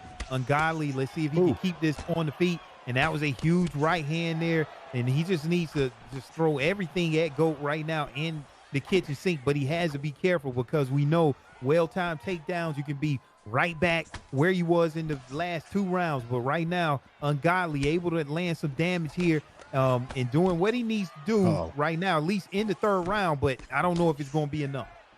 Yeah, I'm surprised there aren't any like side kicks coming out right here from Goat just to keep some of this pressure off. Relying on the block and the head health, he's definitely got it to rely on, but he has to be careful here. Nice circling back to the center even when he gets a second, because you do not want your back on your cage in a fight like this. Oh, I love the little oblique. There it is. Out of nowhere, we knew it was coming. Yeah, but Ungodly was he was ready for it, Bailey, and he was waiting for that takedown. You knew it was coming. He got his takedown, but look at here, just relentless takedown after takedown. He is just not going to deviate from his game plan. Just doing a great job by Goat. If he didn't get the takedown on the first attempt, got it on the second, and now he's back in control here, Bailey. Nice flip over here, to this back control. Man, what do you have to do if you're Ungodly to get up with all of this top control from P.O. to Young? I'm sorry, from Aljo. Oh, yeah, just get up, mate. I don't know what he's wasting his time for. Rolling around on the floor is ridiculous. Got the posture up, though, again from Goat here. More damage from the full mount. Tons of incoming shots. No block left. This has been a great masterclass from Goat here on how to deal with a Peter Yan player. Take him down. exactly. The grappling stats ain't that good. And Sterling, you can definitely do that in this game. I mean, Aljamain Sterling has so many good attributes in this game, but he's so underused by so many people in the player base. But you do have to grapple, you know, to really make the most of him. Exactly what Goat is doing right here. Get up, trying to get back to the feet here as Ungodly works something in. Now moving in for the sub as well. Don't know if he's going to get it, but, you know, you're going to burn some more time on the clock as well, but you got 1 minute 20 away from getting a point on your board for your team here in this best of 5. I'm not surprised Goat's doing it. Sprawl attempt from Ungodly. One more get up against the cage. Nice job by Goat. Snaps him down. Going to attack the neck. Ungodly says no. And Goat again denies the get up. Jumps for a guillotine. Oh, I love to see it. Let's see if he can get it in. Von Flu counter is denied. Oh, good defense, though, by Ungodly. Real good defense there. Goat could not pin him down. Love to see all these different animations coming out from Goat, though, as well. Man, Bailey, I'm still seeing new stuff. Like, wow, but man, Ungodly able to get out of that. Still has to watch his stamina here, and this is already coming to the end of this fight here. Last 12 seconds to go, and let's see what Papa Doc goes for. Bailey, what's going on? I mean, it's a new game for me. Well, there's a proper old school footlock that, but like, I just don't think that works in real life anymore, dude. You know, but it's in the game, so yeah, man, Bailey, but man, we just seen so many submission attempts coming out from Goat. We'll see what they sort out in the back here, ultimately about this fight. But for this fight in specific, you got to think that the judges are going to see it in the way of Goat just controlling the match from start to finish. I love that performance. What an amazing performance, right? I mean, TK is a dangerous, not TK, excuse me, Ungodly is a dangerous striker, but he just completely took the fight away from him. You know what I mean? I mean, Goat picked bantamweight, so, you know, if you pick bantamweight, 95% chance your opponent's going to pick, who gets first pick, they're going to pick Peter Yan, so you can just counter pick the Yan with Sterling. Goat did exactly that. Undefeated this season, 4-0. Pretty much a flawless performance. I loved it, mate. I love to see someone showcase, here's how you beat X fighter, and that's how you take care of a Peter Yan player. Yeah, exactly. Okay, so result is going to stand here, Bailey. All right, so but that's what you do, Bailey. I definitely agree. You know, you get that counter pick, and the thing is, what Gold did, he stuck with the game plan. Whenever you get Aljamain Sterling as a wrestler, his attributes and his strengths are on the ground. Get the fight to the ground. Stay there. You know, good job by Goat. Oh, yes, indeedy. Right, okay, so that's 2 points to Dark. All right, it's heating up. So that does mean the next matchup between Kayoung Butter and Kenchi, if Kayoung Butter can get a win, Team Dark are through. They go through to the grand finale, January the 8th, and that'll be pretty poetic because Kayoung Butter, we met at ESFL Live in Las Vegas. He showed up. I had never even heard of him. I was like, cool, dude. You seem cool. And he did great at ESFL Live. And then because of that, Dark picked him up on the team. And so this season has been his first season with Team Dark because he's basically new to the scene in that way. They brought him on Team Dark after meeting him in Vegas, and he's had a great time. Great season so far as well. But he's got a tough matchup here in Kenchi, who is undefeated at 2-0, all right? It will be poetic if Kayoung Butter can get it done, but Kenchi is going to say no. If Kenchi gets a win with 2-2, it's down to the, you know, the best of the best in the decider. But let's go through. We're going to middleweight now, okay, Boxer, and it looks like Kenchi picked middleweight, so Kayoung Butter in the blue corner, Team Dark will get first pick. Let's go. All right, so in this middleweight division, Kenchi 2-0, well-balanced fighter, good grappling, good mechanics, wins over MMA Genius in week 10, TS Octafresh in week 14. So he is entrusted with a key spot in the playoffs of this roster here. They need a win here, and he's fighting Kayoung Butter, fighting out of the USA. Versatile, joined Team Dark just before the season, like we always say. Final 8 in ESFL Live in Vegas. This is a very tough opponent. I like the head movement and the slick combinations coming out from Kayoung Butter, but he has his work cut out for him in this middleweight division. Alex Pereira versus Robert Whitaker here. We've seen this meta matchup here between these two fighters. You want to keep your distance with that Pereira pickup here. And if it gets in close, you better watch out for that power, Robert Whitaker. Balian, round one, let's go.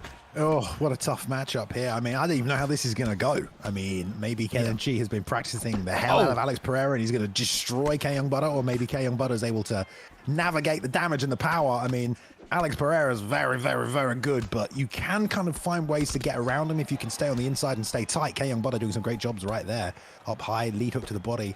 Big whiff on the body shot afterwards, but this is nice. It's just when you get that close, you invite that power exchange, and you don't want to be on the bad end of that. Oh, yeah.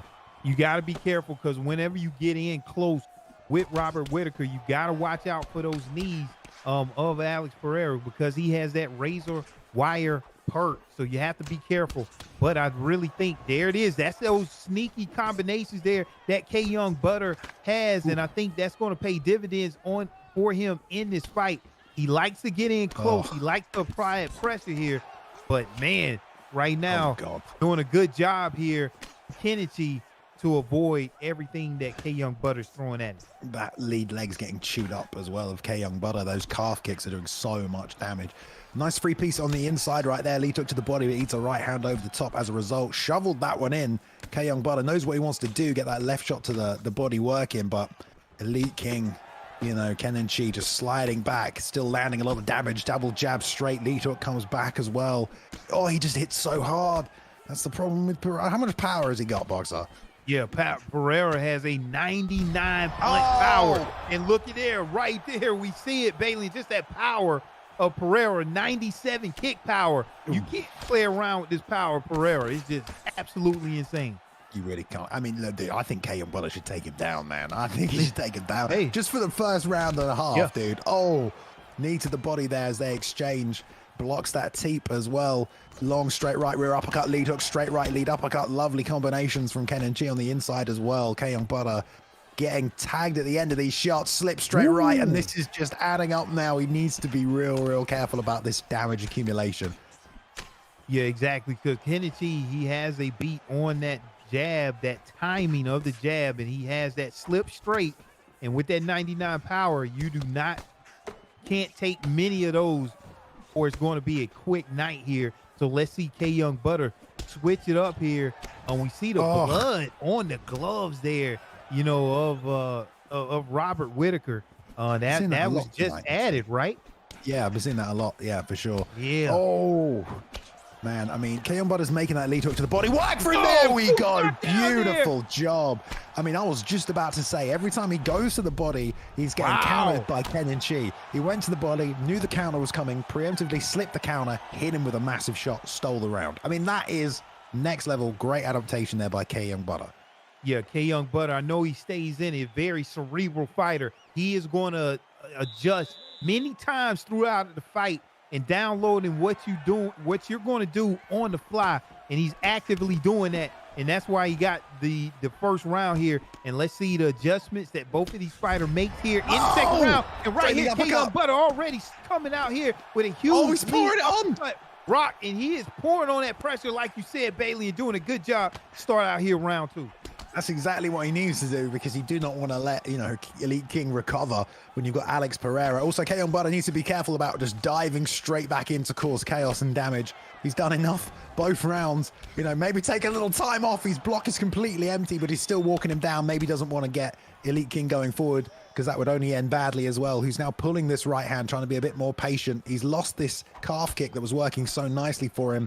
Now trying to fish the straight right, the lead hook as well. There's a big long straight right, taking chunks off of Kayoung Butter. There's the calf kick. Maybe he's listening. Who knows? Yeah. But I like how close Kayoung Butter's staying. But he gets pull countered. Rear uppercut. 1-2, 1-2, and back to the calf kick. Another calf kick. Yeah, he's taking his time here, Boxer. Yeah, taking his time, but look at there. He's mitigating that pressure there, at least going for a takedown, even though it got denied here. But it seems like Kenchi is utilizing that power here, coming out from Alex Pereira, and he is pouring on the pressure right now. And this is not where you want to be, on the back foot with that power coming out from Alex. And look at these knees from the razor wire. Gets a takedown of his own. And I thought he was going to keep it standing, but Bailey ends up getting that one shot from the ground here. Great sequence there from Kenchi. Yeah, Kayoung Butter can't force this. He's got to try and find those counter shots, the sort of stuff that got that drop in the first round. I think if you try and force it, you're just forcing a fight, just like that. Full counter left hand. Needed exactly that. And there's a lead hook as well. Oh, he's not going to finish him. But that's exactly what I'm talking about. He needs to be more tactical and actually look for big counter shots rather than try and walk him down and go to war, because he's going to lose those trades.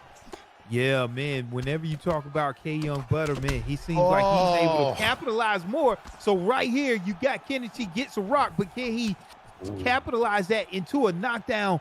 Wasn't able to do that like Kayoung Butter when he has his moments.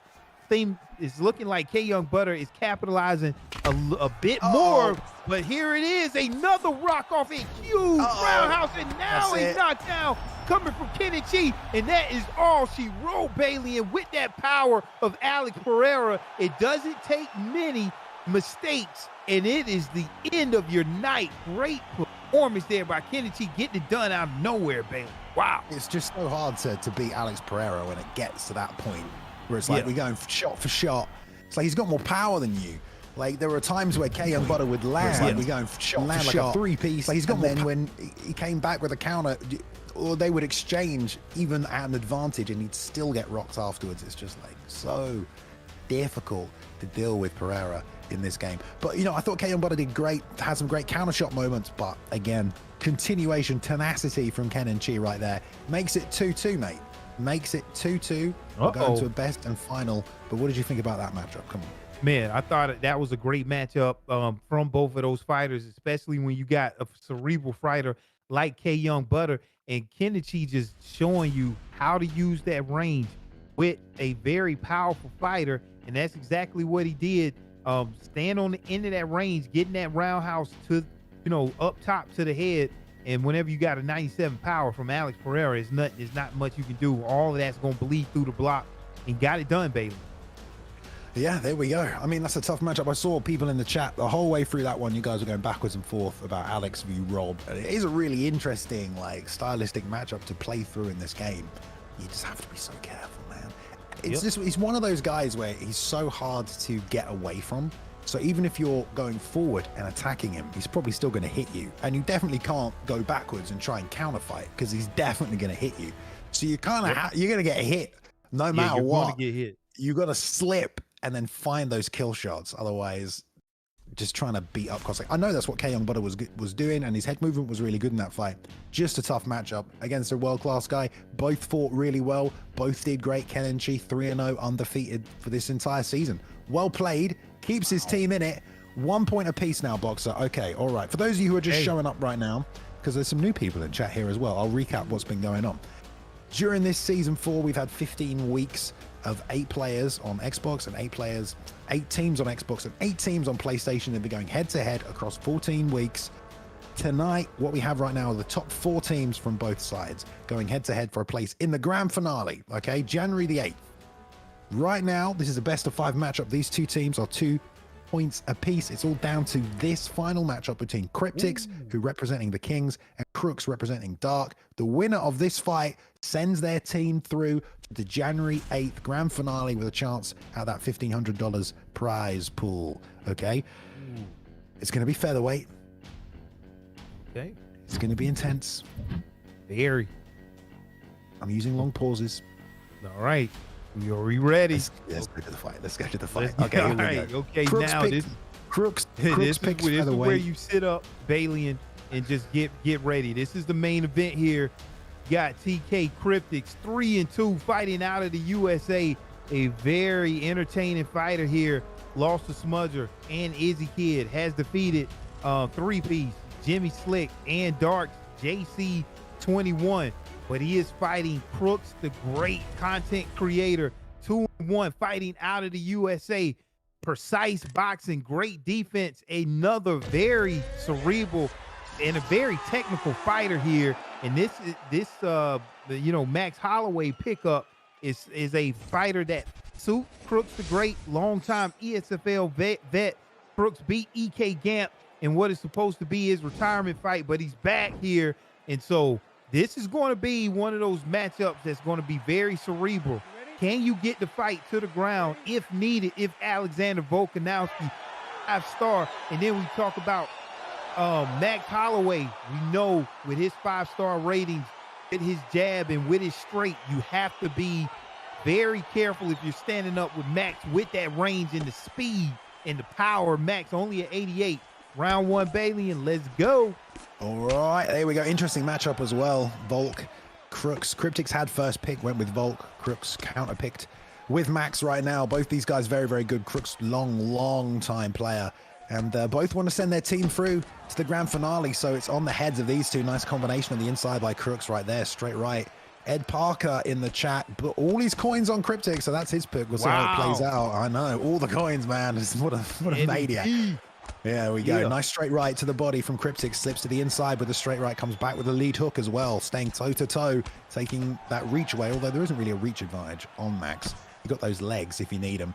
Great boxing fight so far, though, Boxer. Yeah, great boxing fight. I'm liking what I'm seeing. I'm liking Crooks slip in that body punch with Max Holloway.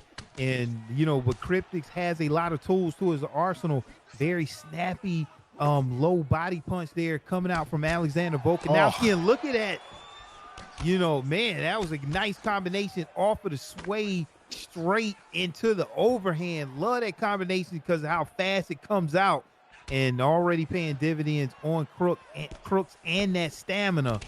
But Crooks also has a very strong fighter, Bailey, but Cryptics looking good early. Oof, yeah, Crooks is getting his shots through now. Pole counter, though. Yeah, Cryptics has been really good with the slip counters, and he got that slip straight overhand earlier on as well. So Crooks needs to be careful when letting the offense go. If someone's countering you a lot, you definitely don't want to be moving forward as you strike because it's just going to make those counters even worse. You know what I mean? You want to like get your feet into position and then throw your strike. If they slip counter, at least you've not overcommitted yourself there. You ain't going to get blasted. So Crooks, bear that in mind. Faking the jab now. 2 head kick comes off the block. Cryptic stays in tight. Eats a 2 though. Trying to shy behind that guy. Oh, right hand over the top and drops him as well. Lead uppercut straight. Nice work for Crooks there. Took complete advantage. Volkanovski is just so durable in this game and will recover really well in between rounds, as will Max, to be honest. But that's a good way to start things. They've only got 3 rounds of pieces, so they can let the hands go. Gas tanks are pretty big on both guys. I'm just worried about the blocks as well because they are both just sort of taking shots on the block, not moving their head. Lead hook lands after the straight as well. This is good stuff from Crooks, Boxer. Yeah, good stuff from Crooks. And as you talked about, that 99 cardio coming out from Alexander Volkanovski, but a 98 cardio. So these guys can definitely pour out a lot of volume here, even though, especially in a 3-round fight here. Both of these fighters are having their moments here, especially Crooks. Scoring that knockdown has to feel good. Like the side steps there to evade that overhand. Nice shots to the body there, exchanging leg kicks there. These guys are fighting the technical fight exactly as we expected, baby. Yeah, definitely, man. I like the work from Crooks there, nice and early. Okay. Let the last couple of seconds there. Yeah, end of the first round there. Who would you get at there? I mean, that's Crooks' round. That's Crooks' round. 2 more to play for. Like we said, this is for the finale, so there's no messing about between these two guys right now. Straight to the center, toe-to-toe, back to the action. Both stayed orthodox mostly for this fight as well. We'll see if anyone switches. Nice job. Oh, with a lead uppercut. Another knockdown for Crooks. Wow. Great job by Crooks. And Cryptics just didn't reset. He entered, got tagged, and went straight back in. Got caught again, and is getting caught again here on the outside. No level changes from Cryptics. He's just getting pieced apart. Still got enough confidence in the striking, but that's not a great way to start this round. Yeah, Crooks just doing that work from the start. You know, of this fight to that body, and it's paying dividends right now. You can't sit back and take those strikes over and over. And now that you have to block the body, let's see if Crooks changes it up and goes to the head. But everything is set up here for a huge knockout here. Crooks just doing a good job. Very technical. Yeah, Cryptics looks just a little hasty at the start of that round there. Like a bit more confidence in his striking and his durability than, not that he needs to, but like, you know, this is for all the marbles. He needs to just take his foot off the gas a little, get a little bit more elusive, you know, shoot a takedown. It depends if you want to win or if you want to just, you know, just fight. Exactly. And yeah, that's what I was wondering with Alexander Volkanovski, because he has those, you know, wrestling perks, big you know, right when hand. you take advantage, but he's not able to do it. Crooks, another rock here, you know, with Max Holloway that just has the boxing advantage here on the feet here, and he is just putting on a masterclass here able to get to his opponent over and over. And like we said, didn't even elect to go to the body, wants to keep this fight standing and doing a good job, feeling really comfortable with a strong Max Holloway here. Even now, Cryptics is still just kind of standing in the pocket. I mean, maybe he just wants to get these counter shots off and just try and turn the tide in the way he can. But now he's leg kicking when he's super close. He's just getting 1-2 to the result. There's a good pull counter by Cryptics. And a left hand on the break. Snap 2 as well. Double jab, straight lead hook. Again, nice work there. But he's toe-to-toe with so little health. I think he's just got extreme confidence in the durability of Volkanovski right here. Crooks is doing a great job timing him, though. Every time they exchange, the lead uppercut comes on the inside, doesn't land. There it is again. Both men made good use of that in this fight. It just feels like a matter of time before another big right hook comes around the guard in the exchange. That one got blocked. Oh, it's close, boxer. Oh, huge body kick there coming out from Crooks. But look at that check there coming out from Alexander Volkanovski. And man, Crooks right now going through just a little bit of adversity, but he has been, he's been in control so far. So I think he'll be able to weather the storm. Yeah, you'd think so.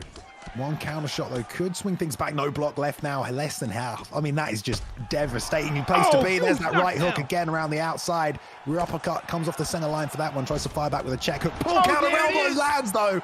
That'll keep him in it. And there's only 10 seconds left in this round, so he survives. Oh, man, what a fight, though. Man, I don't know. I mean, that's what Cryptic needed. He needed that pull elbow, one of the strongest moves in the game. And just like you said, well played, respect right there to Cryptics to do what he needs to do, fighting through all that adversity. But he needs a lot more of that here in the third round, Balian. Yes, indeed. Double jabs coming up the middle, lead hook for Cryptics. He's still working that leg, but it just seems like you're just going to get yourself jab 2 down the middle. If you do that, pull counter elbow again. Counter elbow. And look at him pulling pressure. Doesn't have enough stamina right there, short term. But, man, this is how you want to start it out, Bailey. Oh, he's fishing for that straight lead uppercut as well. That'll serve him dividends. Crooks staying toe-to-toe, though. Does not care about the shots he's taken early. Block is non-existent. Head health is going down, though. Has to back up and retreat. That leg health is really compromised. And he's hurt that right leg as well. So Cryptic's investment in that is going to help with the exits from the pocket. This is just, this is closer than it should be, it feels like. Yeah, it is closer. And, Max Holloway has a 98 chin. So I think that, another knockdown. I think Crooks has, he can take some shots here from Alexander Volkanovski. I mean, Cryptics is going to have to pour it on, but every round consistently, Crooks has just been getting these knockdowns and keeping him just in the lead throughout the whole time, baby. Damn, Crooks is just walking him down, dude. Cryptics is still flashing like a traffic light. No leg health on Crooks, though. Let's see if Cryptics can take advantage. It might change or open up to the head. Oh, it's just so dangerous throwing those calf kicks in close. No block, no stamina hardly now at all as well. We've got 2:30 left. This is for a place in the grand finale. I mean, this is if you're going to play for the money or if you're not going to play for the money right now. They got 2 minutes, 20 seconds to get it done for their teams. I can't believe Cryptics is still in this. The pull counters have kept him alive. He's been using them quite a lot, to be fair. Oh, but the block is going away now. The jabs are chipping through, but he's still firing the straight lead uppercut. Yeah, he's still firing it out, but I like what Crooks is doing. He is staying in tight, and he's keeping that pressure on, and here comes the combination. Misses the full elbow and gets a huge knockout there, just out of range for Crooks with the elbow, leaving him at max vulnerability, and a huge knockout there to get the win, Bailey, for Team Dark in this best of 5 series. Going to this, tied it 2-2. Crooks came out and got the combination to seal the victory. Wow. He almost hit him with that pull counter elbow he almost hit him there in that final sequence. Didn't have enough in it. He made that a weapon for him. Jesus. But Crooks, stayed diligent, kept the pressure, kept working away. Gets the finish. They kind of just exchanged at the end there in that final sort of flurry, and that left hook came around, cracked him, stayed on him, got the finish. Well done by Crooks, the veteran. I think people have apparently he was supposed to, last week was supposed to be Crooks's retirement fight, and then he lost. Yeah, you've said. We said that you don't like it with people that retire; they just should retire. You know what I mean? I mean, to be fair, he's been going since like UFC 2. Even, Oh yeah, at least on the competitive scene. So it's been a while. Yep. But well done, Crooks gets a win. That puts Dark 3-2 over the Kings officially, as well as the Kings have done all season, 5-2 across those 14 weeks of competition. All right, number 2 seeded, but Team Dark gets the win. Team Dark will go through to the grand finale January the 8th to play for the money. All right, Box. Wow. So we have one team locked in. Okay, one team locked in, and we still got some business to handle here. Balian, set us up. Yeah, so if you weren't here earlier on tonight, so we have our 4 teams going head-to-head tonight. The first set of teams was No Mercy and EK, but there has been a reported exploit, perhaps we should say, or just, you know, a bit of cheese, whatever you want to say. In the first matchup between Harry and Kratos, Harry won, so that should have sent No Mercy through to the January 8th finale, but we're bringing it back. We're going to rematch Harry versus Kratos. Now, if Harry wins again, No Mercy are through. They are going to play Dark January the 8th in the grand finale. But if Kratos wins, that brings the best of 3, in this case, even. So there will be one more fight afterwards. So EK need to win with Kratos, and then I believe it's Sunrise needs to then win afterwards. But let's just go to this fight. We're going back to bantamweight. They have to keep the same picks, Boxer. All right. It was a bit of a massacre in some ways last time, but Kratos stayed in there. So we're going back to bantamweight. No Mercy's Harry versus EK's Kratos here. No Mercy in the red corner, EK in the blue corner for a place potentially in the grand finale if Harry can get it done again. Yeah, now this was a close fight. The one, you know, that had the rule violation, and we was excited about the head movement of Kratos and that what he was able to do early with Harry, but Harry ended up getting it done. 5-0, fighting out of Scotland. You know, like we said, you know, Harry, you know, he is the camp leader. He's undefeated here, fighting against Kratos. Kratos hadn't beat him yet. He lost to him today, but he had a very interesting fight where he could have got it done. Now maybe he can right the wrong here. Just one more opportunity. Never know what can go down, as each fight is totally different. What happened in the first fight does not have to play out like they did, you know, in this fight. So touching him up, getting right back to work here. Oh my God. Harry should be able to get it done again. Let's see if he's able to do it. Same pickup. Will it be the same results, baby? I mean, I'd like to see Kratos at least try some takedowns, and he did one right there, as we were saying. Right awesome front kicks. He's just got to keep this out of boxing range, really, which is not going to be easy. Lots of head movement from Kratos will be helpful. He's got to stay off the block gauge, stay off that. And yeah, two lead uppercut up the middle, some teeps, whatever he can get the kicks working, because Harry last time just ran through him with this Peter Yarn pick, just made it a boxing fight, and it wasn't difficult really for him to just land a massive amount of damage, which really didn't help Kratos going later into the fight. But here we go. Little exchanges back and forth so far. Sorry, Boxer.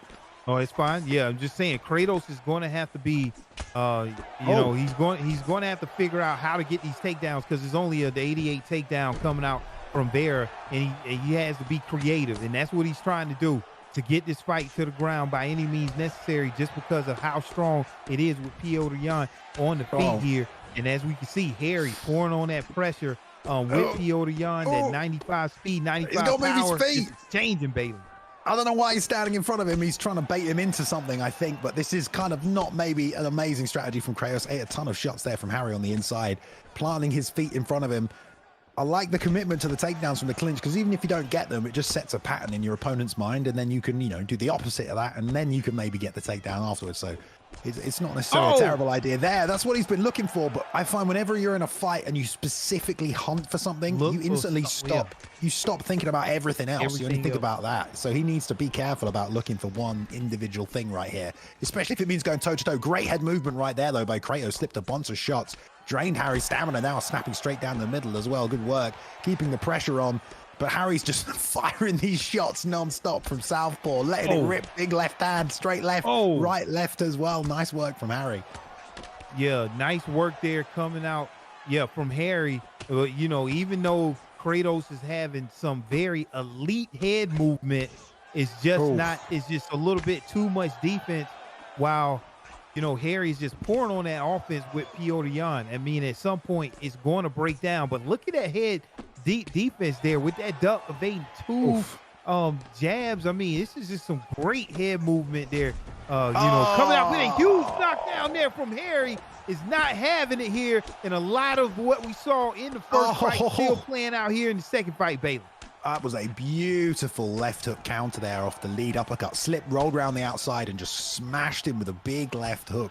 I mean, all I'm seeing right now is Lewis McGrillen. If anyone knows who that is, it's exactly the same sort of style that Harry fights with. Great work there by Kratos, so to get back to the feet, but almost taken out again. I mean, you know, it's closer than you would think right there, Boxer. Yeah. There's damage on both sides, but what a crazy first round. We hype this up like there's a lot on the line. These two don't even care. They're just going to war immediately, trying to take each other out. I would definitely give that first round, though, to Harry. But Kratos has done some damage. He's still in this fight, but he can't stay out. The straight lead uppercut. Wow, whoa. Just too much to call, Bailey, and going back and forth. These guys exchanging rocks here. Harry is pouring the pressure. I mean, Kratos is putting on the pressure. You got to be careful with that elite head movement. He can come back in an instant, you know, with a combination of his own, with a counter. But so that's why you got to be careful. But look at that, those elite boxing there by Harry, just getting it done. Wow. I mean, Kratos is got some great head movement to stay in this fight right now, but Harry's also timing him really well. Look at here. That was insanely well timed. And the head kick, not enough. Just even not though enough. Wow, and look at there, Harry just coming back. I mean, this has just been back and forth. You know, we've been fortunate to see this fight not once, but twice tonight here, and it is not disappointing. It is back and forth action, just round after round. But Harry just, it's a little bit too much. That might be it, especially when your opponent starts to go down with a jab. Bailey, is not much more you have in the tank here. Harry going for it, but not getting it. How did he survive? How did he survive that? That was ridiculous. I mean, that was some great defense, had enough block, but it just, I can't believe he survived that. I was about to say it's all over. Harry melted him. It's just so difficult to deal with that Jan boxing. I mean, we talked about this when they did this matchup before. Hand speed, power, footwork advantage. You just get on the inside and blast. It's really, really difficult to deal with if you take Vera. But Kratos has been making it work for him. Straight lead uppercut has been coming in clutch. He's now on top, though. 2 minutes left in this round. If he doesn't take him down or hit him with a counter, he is going to get run over in about 10 seconds, Boxer. Yeah, I agree. Yeah, you know, Kratos has to figure out something now, Bailey. There it is. You called it. We needed a timer, and that was a full straight hand to end the night. No violations. Got it done again. And Harry just putting on a performance, not even needing to go to the ground. He's 5-0, but he won. He's like 6-0. Just crazy. I love Harry's little banner there as well. I think it's behind our sponsor banner. You guys can't see it, but it's just like black and white and then money. That's like his little it looks great. I love it. All right, well, there we go. Another great performance by Harry. Yeah, like you said, that man is technically 6-0 this season now. If you count 2 from today, with just that forward pressure style, really, really fast hand speed, very quick head movement counters. I mean, some people, there's a lot of like, some people might talk negatively about that because you've taken Peter Yan and you're just marching forward boxing, which a lot of people don't like. But then there's a lot of other parts of his game which really, really played through. Like his head movement counters were really good right there. Great shot selection as well. Snap back, straight lefts and things like that. So really great performance by Harry. Kratos, again, did what he could, did a bunch of damage, but that's a really tough matchup to win. I would have gone with what GOAT did earlier. If you have that skill set, GOAT took Aljamain Sterling against the Peter Yan pick and took him down and completely schooled him and nullified him. And that's kind of what I feel like you got to do if you can't mirror match Peter Yan, or if you're not good enough to play Cody Garbrandt like the rest of us, obviously. Like, joking. Anyway, that is it. Well done for those two running it back. But we have our final 2 teams here. So on the PlayStation side of things, it will be No Mercy and Dark in the grand finale, January the 8th, to play for the $500 for the first place, $250 for second place. And on that card as well, on January the 8th, we will also have the Xbox finale as well, which is built for ankle picks and the other team that I have, Flow State Dons.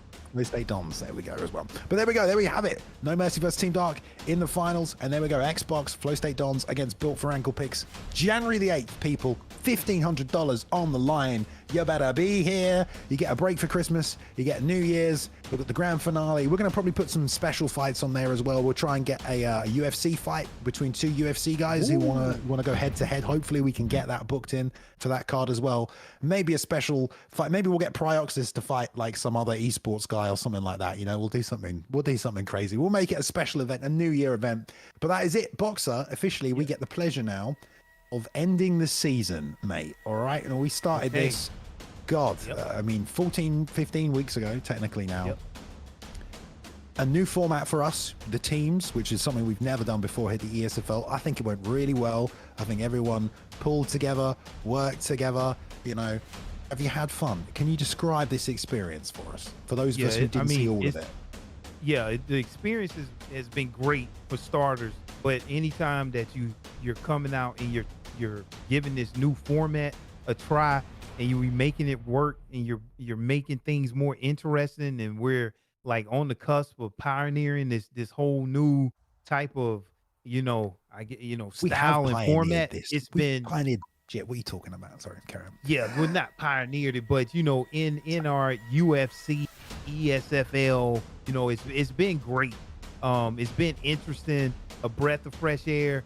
And yeah, man, Bailey, it's been a good season, long season, commentated a lot of fights. Happy to be here for each and every one of them. Actually learned a lot, as the metas continue to get better. Been great, Bailey.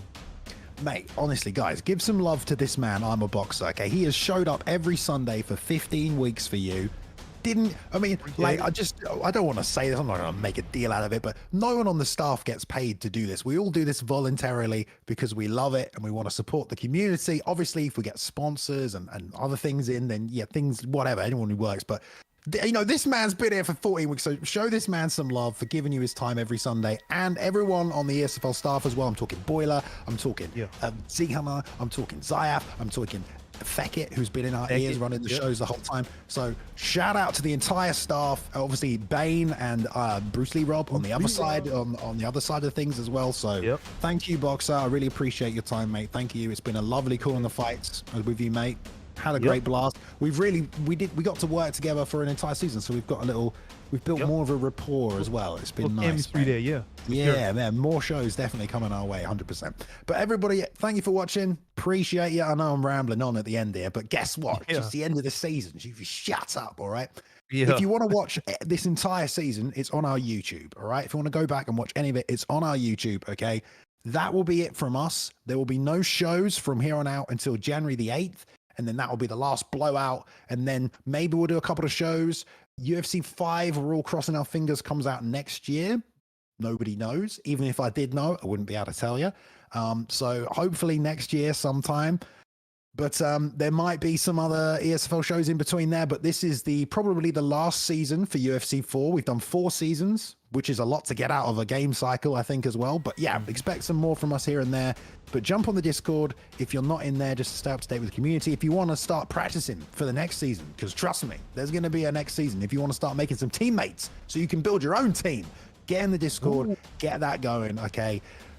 Get out there, do some stuff. If you want to work with us and the ESFL, you want to be on the team, you want to get a position, you want to maybe get some commentary done, you want a chance to do some graphics, you want to help wrangler, the ESFL's only growing, so reach out through the Discord, get into contact, tell us how you think you might be able to help contribute to the team, and we'd love to hear from you and see how we could get you involved. Hopefully next year we're doing another live show. That's not a guarantee, but we would love to do another live show, so look out for information on that as well. It's all about just getting the support and helping, us fund endeavors like that, which hopefully we can continue to do forever and ever and ever.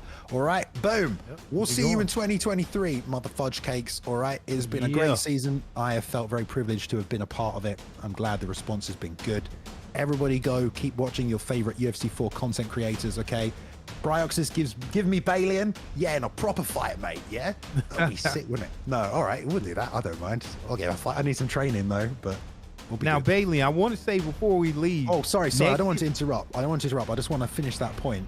Give me Balian on the card. Someone that will give me a fun fight. See, because I fight sim, just like Pry, an actual fight. Okay. I see. Proper. Okay. Sorry. Carry on, dude. No, this is what I'm looking at. All right. Undefeated Harry, undefeated GOAT. Like, you get no better than that. I mean, if we come back next year, you know, in the finals and that happens, that is going to be a huge fight. I can't wait. Yeah, dude. 100%, mate. These fights are going to be sick. Anyway, right. Yeah. January the 8th, $1,500 on the line. We will see you then. Thank you. Shout out to CFVSA one more time, our sponsor. But we'll see you in the new year. Good night. Yeah.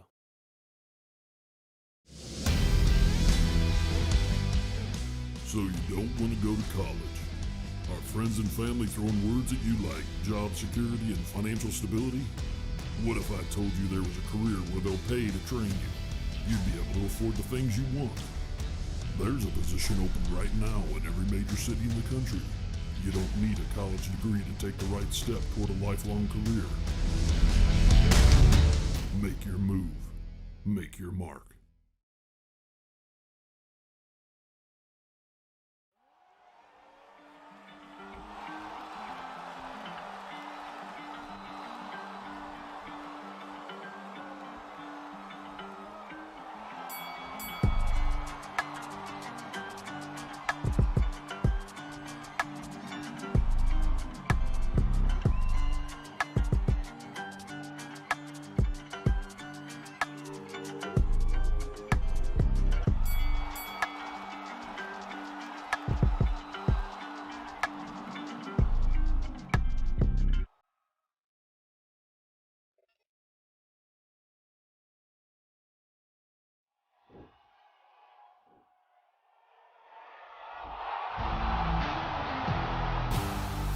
Nice and fast, already Pry. Oh, beautiful counter to the takedown.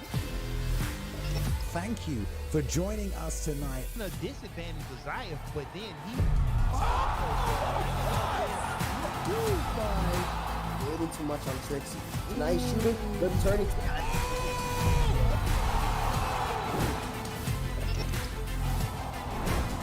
Watching on Twitch, watching on YouTube, watching from around the world tonight. I know the UFC isn't on right now, but guess what? The virtual octagon is here.